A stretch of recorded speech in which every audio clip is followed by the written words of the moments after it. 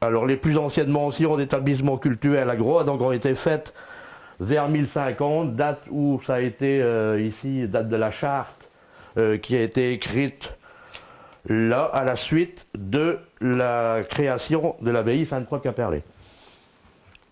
Et donc donnée par Huélin qui était à ce moment-là le seigneur de cette juridiction, de cette seigneurie en fait. On verra tout à l'heure comment elle était. Donc voilà.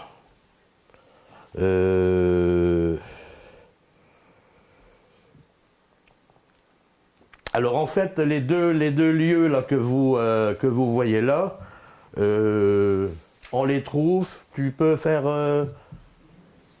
voilà, ici par exemple, le prieuré de Saint-Gouzierne se trouvait ici, il y a Croët qui est là, et le prieuré se trouvait là, à l'embranchement en fait de la route qui va maintenant vers les Chattes. Et puis dans Croët ici, il y a une autre route là qui maintenant va vers Logmaria, et le prieuré se trouvait là. C'est une carte, j'ai choisi cette carte-là parce que c'était une des meilleures cartes du 18e que j'ai pu trouver. Vas-y, fais suivre s'il te plaît. Oui, alors voilà, ici, Groix, vers 1050, Ecclésier Sancti Gurtierni et Ecclésier Sancti Melori. D'après vous, c'est où ça? Bah, c'est Lomnaire. Et donc, c'est la seule qui a perduré. Enfin, Saint-Gurtierne étant devenue prieuré, il n'y a donc pas eu de village qui s'est créé autour. Croët s'est créé à côté, mais plus tard. Donc on peut dire que le village de Lomnaire, c'est le plus ancien village de l'île. Oui, alors, vas-y. Alors, vers 1120. Donc, vers 1120, il y a eu une confirmation de la donation des deux lieux de culte avec un descendant de Huélin. Et donc, dans ce document-là, qui faisait partie du cartulaire de Sainte-Croix, mais cette charte-là a disparu, elle avait été compulsée quand même et réécrite par un moine bénédictin qui avait fait une étude sur l'abbaye de Sainte-Croix justement, et donc comment dire, la charte a quand même été sauvée de sa disparition, après sa disparition. Oui. Donc voilà, sans mentionner, donc Logmeler, Log ça désigne un lieu consacré. Donc le lieu consacré à Meuler. Alors Meuler, c'est toujours pareil, on n'a pas du tout de renseignements là-dessus, on ne sait pas qui c'est, peut-être un Méloir, un Meuler, il y a eu plusieurs saints qui s'appelaient Meuler, Mélard, Méloir, on ne sait pas trop. Et justement, étant donné que quand c'était la fête ou le pardon du coin, on ne savait pas que dire sur le panégyrique qui était nul, quoi. Donc du coup, ils ont remplacé Meuler par Hilaire. Comme ça, c'était quelqu'un qui était plus en rapport avec le Vatican. Et donc, voilà. Donc, Logmeler, Logurtierne, lieu consacré, Log. Hein. Ensuite, sont apparus Logdueltas, qui est le Localtas actuel, Loctudi, lieu consacré à Tudi, et Moustoir ici. Moustoir qui veut dire ermitage en fait aussi. C'est une forme évoluée de monastère, mais enfin bon, c'était plutôt un petit ermitage qu'il y avait là. Et il se pourrait que Localtas et Loctudi, le lieu de culte, le culte en tout cas de ces personnages, ait été introduite par l'abbaye Saint-Gildas de Ruisse. Dans le Loctudi du pays bigoudin, là-bas, a dépendu au début, et donc dépendait donc de l'abbaye Saint-Gildas de Ruisse. Localtas, qui veut dire le lieu consacré à Gildas, il est évident que ça ne pouvait venir que de là. Et Moustoir aussi d'ailleurs, qui était consacré à Brigitte, Brigitte de Kildare, l'Irlandaise, qui, elle, avait son lieu de culte là. Et pour la première fois, les premiers Caire apparaissent. Caire el-Resh et Caire Vrondjuen. Caire el-Resh a disparu dans le courant très tôt d'ailleurs, avant le XVIIe probablement. Il est resté juste que une des formes, il y a un endroit entre Logmaria et le Méné qu'on appelle Claret, et qui est parce qu'entre Caire el-Resh, c'est devenu Caire el-Ret, enfin il y a eu plusieurs graphies, et il n'est rien resté, à part des ruines qui étaient mentionnées encore au début du 19e. Il y avait d'ailleurs Caire el-Ret Braz et Caire el-Ret Beyond. Il devait y avoir deux maisons dans une dans l'autre. Parce qu'il faut bien dire que le Caire, au départ, en tout cas ceux-ci, ça désigne en fait un lieu habité, une maison souvent de fois avec ses dépendances et ses terrains. Mais ces premiers Caires, les Caires de cette époque, étaient vraisemblablement fortifiés. On n'a pas de fortifiés, c'était sûrement des morceaux de bois qui entouraient le village, parce qu'il n'y avait quand même pas d'envahisseurs à l'époque qui étaient censés peut-être venir. Mais enfin, en tout cas, les premiers Caires, ça a été comme ça. Après, ça changera. Donc voilà l'île, vous voyez déjà, l'île ici, la partie habitée est là. Ici, Moustouer.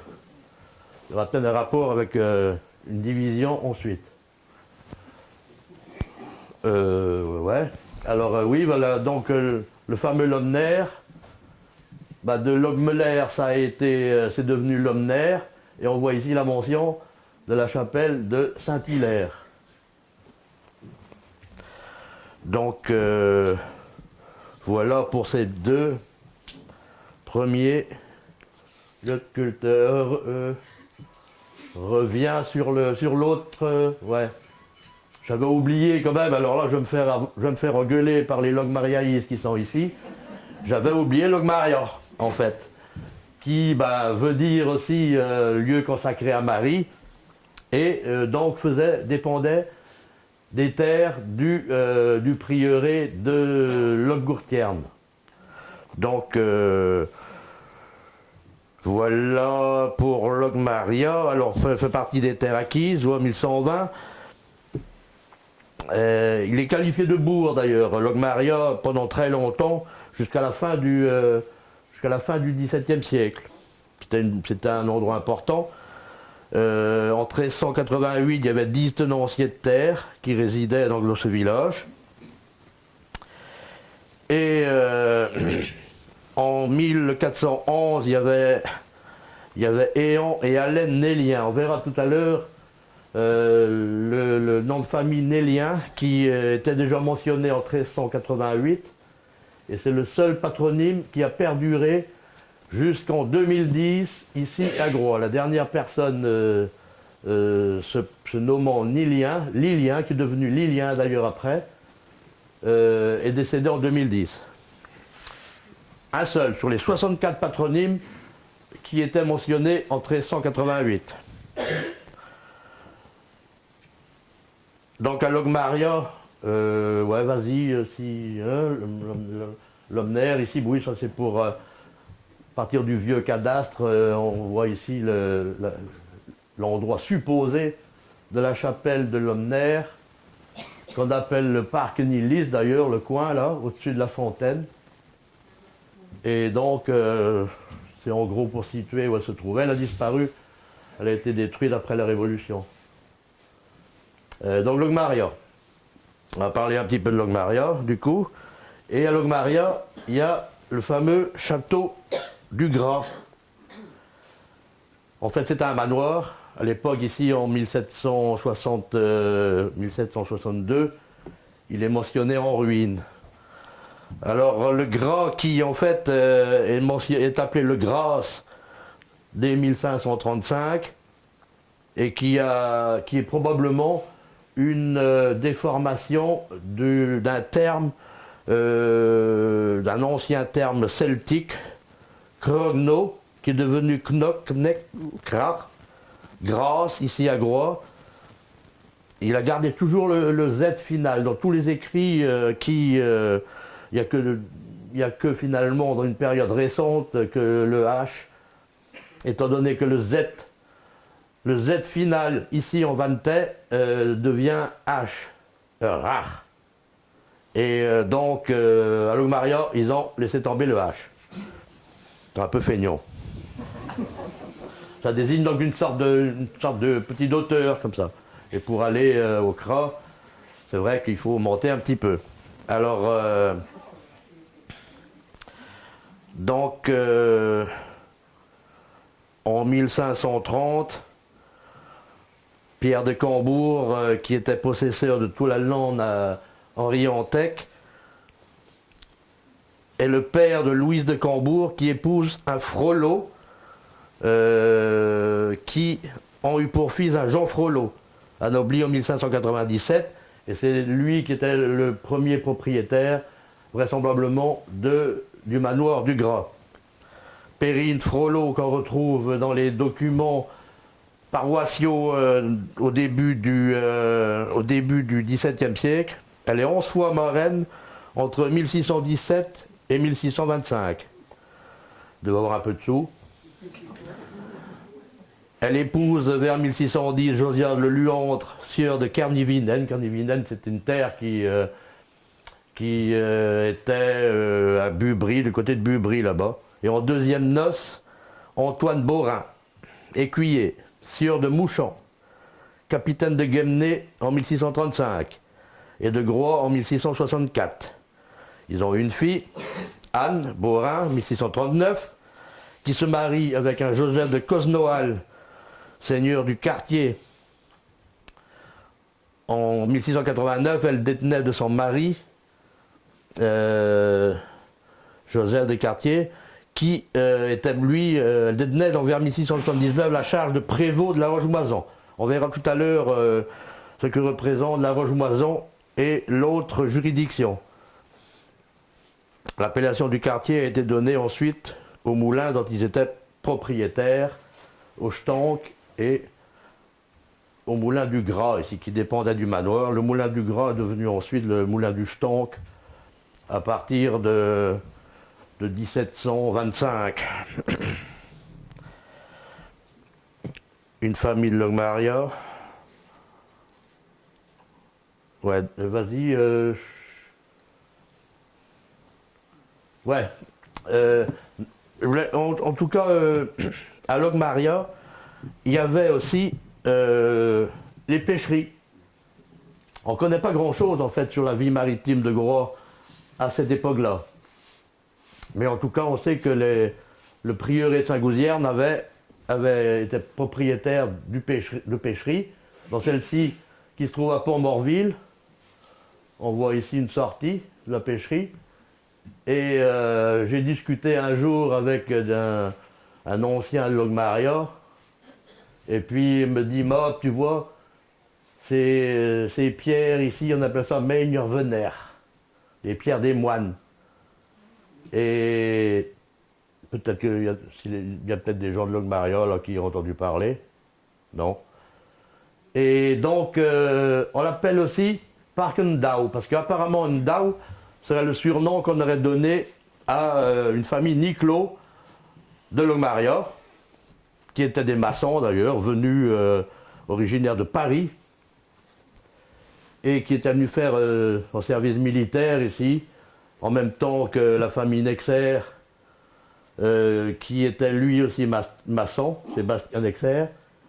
Et en tout cas, le Ndao là, aurait été ce Niclot-là qui aurait essayé de remettre ça peut-être en état au début du 19e, mais on n'a pas d'éléments précis concernant ces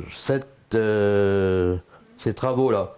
Donc en tout cas, les pêcheries, donc bien sûr avec les pêcheries, ils pêchaient en général des poissons de côte, hein, des vieilles, peut-être des bords, des congres, Et ensuite, ce poisson-là était séché. Il y avait une sécherie à Logmaria. Il y a une sécherie émotionnée en 1380.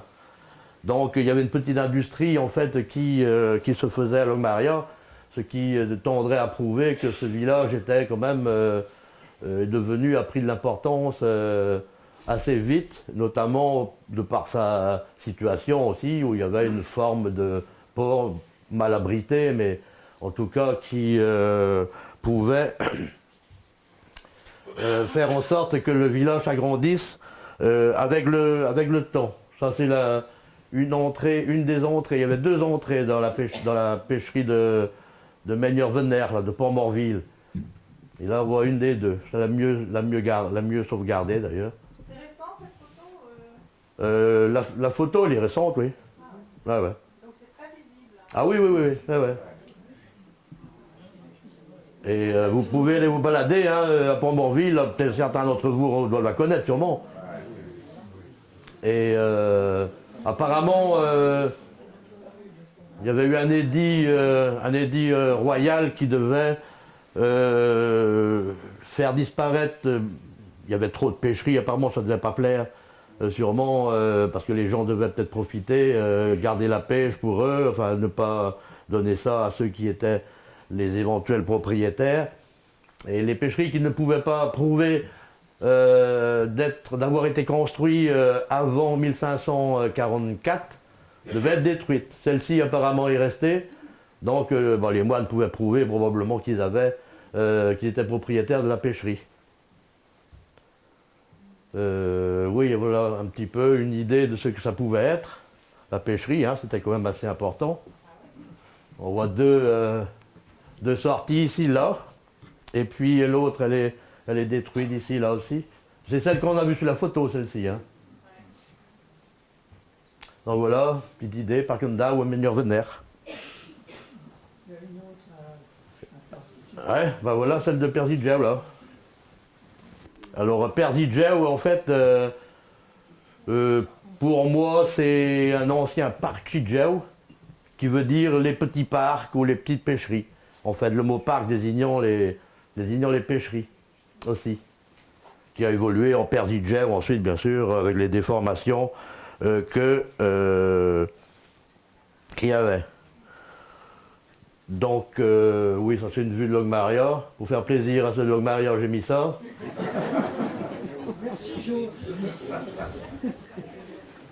Le prat de Feutende, qu'on appelle ça, puisqu'il y a la fontaine. Alors, la photo n'est pas bien claire, mais on voit le douette ici, là, et la fontaine avec son pic. Là, quand ils l'ont refaite, ils ont mis une parure en ciment qui est d'une mocheté abominable. Enfin, voilà. Oui, alors, à Logmaria, il y a eu un fait qui s'est passé en 1696. Les Anglais étaient en train de nous emmerder là, de tous les bords. Et il y a déjà eu les Hollandais qui ont débarqué en 1674. Et voilà qu'en 1696, ils débarquent à Portudie.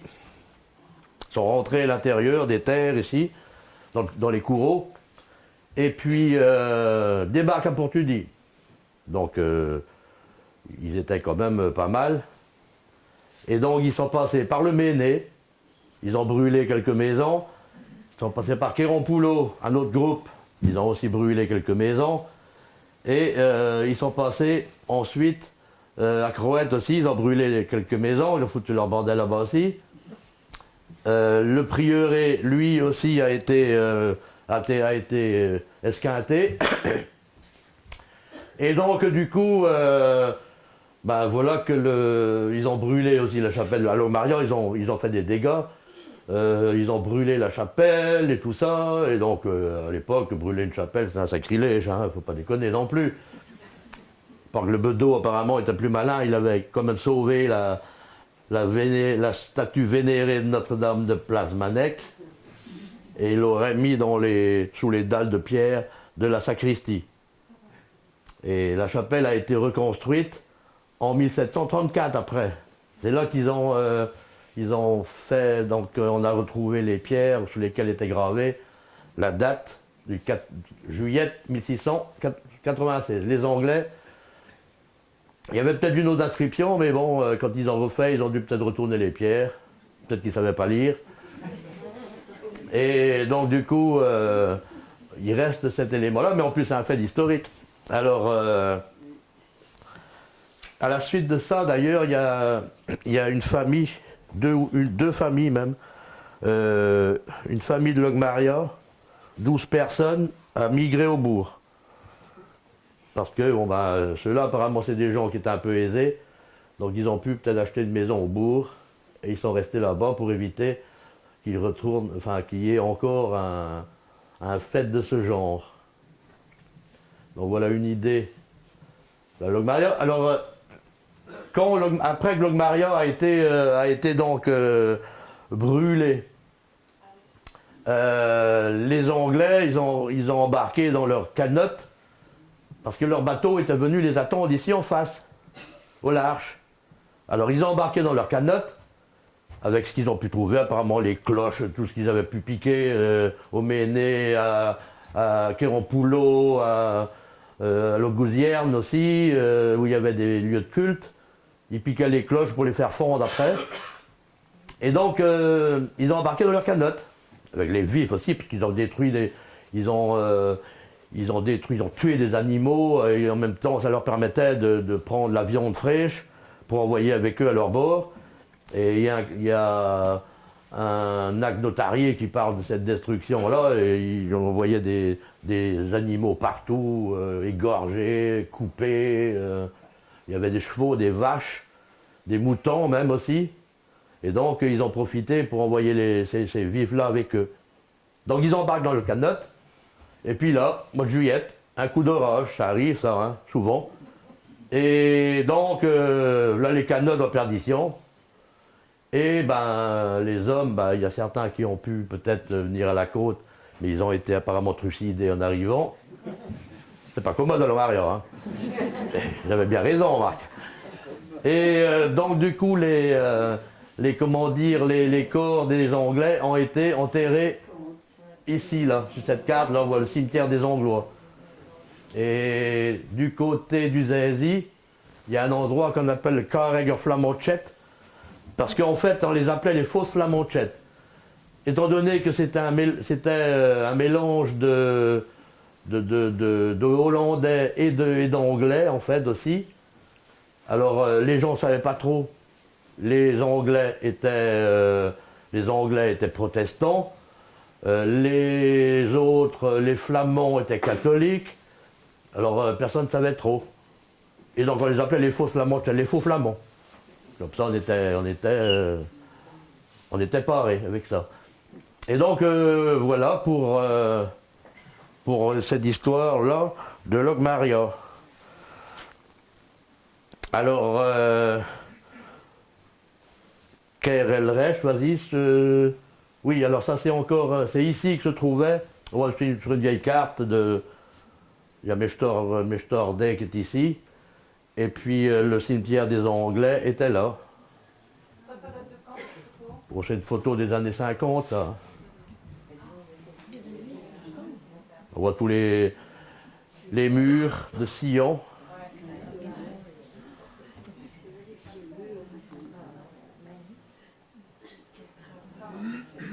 Oui, alors tout à l'heure on a vu le village de Kervranjuen qui a évolué avec le temps en Kavranji. Et le village lui-même, il était abandonné au début du XVIIe siècle. Mais Il était où exactement? il était situé entre Créole et le Trou de l'Enfer. Ici, c'est le... Bon, Meskavranji, c'est resté dans l'ancienne toponymie cadastrale. Ça a disparu actuellement. Alors ici, il y a le feutan Kavranji, qui est la fontaine de Kavranji, et le vallon, qui est le vallon que souvent de fois, que maintenant on appelle le vallon de la Doctoresse, ou le vallon de Kerbethany. C'était le Stang feutan Kavranji, c'est-à-dire le vallon de la fontaine de Kavranji. Voilà, pour ce village disparu. Donc ici, Kerbranchen, donc lui, j'ai dit qu'il avait disparu, ouais, même un peu avant le 17e. Et bon, le bourg de Loctudie. Donc difficile de savoir l'origine du lieu de culte, on n'a pas d'éléments suffisants précis. J'ai dit tout à l'heure, ça venait vraisemblablement du rapport avec Saint-Gildas de Ruisse. Et Tudie, c'est pareil. Alors je vais faire un petit plaisir à une personne ici, là. Et la Tudie serait une forme hypocoristique de Tudgual, forme familière en fait. Et Tudgual déjà veut dire bon et valeureux. Et Tudie, bah, c'est un petit surnom, quoi, comme moi, on peut dire Jojo ou Joe, tout ce que tu voudras. Et donc voilà. Hein, Laura, t'as aimé ça, hein? Et donc, voilà. Donc, en fait, Tugdual, apparemment, il y aurait peut-être eu un ou deux, on connaît un, en tout cas, qui est devenu le patron de l'évêché de Tréguier. Mais certains disent que c'est le même. D'autres disent que bah, peut-être que c'est pas. Donc, on ne sait pas. Enfin, nous, on a tout dit toujours, c'est qui est resté là. Alors, on dit aussi que, par exemple, il y a le bac sans Tudie, qui est une pierre qui est située, ce qu'on appelle l'apéritif, là, dans le champ en face de la maison. Alors, la tradition, nous, on a entendu parler, que peut-être avec nos pépés, nos mémés en tout cas, parce que nos pépés n'étaient plus là, que bah, on appelait ça le bac sans Tudie, le bateau de Saint-Tudie. Bah, il y a dû avoir une grande marée, sûrement, pour que Saint-Tudie, en tout cas, accoste avec son canotte au milieu des champs, là, forcément. Alors, en fait, c'est probablement une christianisation de cette pierre-là après la Révolution, puisque au XVIIIe siècle, on l'appelait le Maengourvezet, c'est-à-dire la pierre allongée. C'est un ancien menhir qui a été renversé depuis on ne sait pas quand. Et donc, le clergé, après la Révolution, a dû prendre ça, on va dire c'est le bateau de Saint-Tudie. De toute façon, comme tout le monde, ils sont tous à moitié, hein, ils croiront tout ça. Et puis voilà. On n'a pas trouvé la godille, par contre, hein, du canotte. Donc voilà, Tudie. Alors voilà le bourg, quoi. Hein, qui est devenu d'ailleurs, bourg. Enfin, Loctudie, le toponyme, il a disparu au début du 19e siècle. Et c'est que tout récemment, d'ailleurs, que le terme a été remis en état, et je trouve ça bien. À la fin des années 90, je crois que ça a été remis Loctudie. Je crois, hein. Et donc, voilà. Oui, le bourg. Donc on voit ici, en fait, on voit l'apéritif, la maison de l'apéritif qui est là. Et le menhir, il est dans le champ, quoi. Non, c'est pas fait. C'est pas fait encore.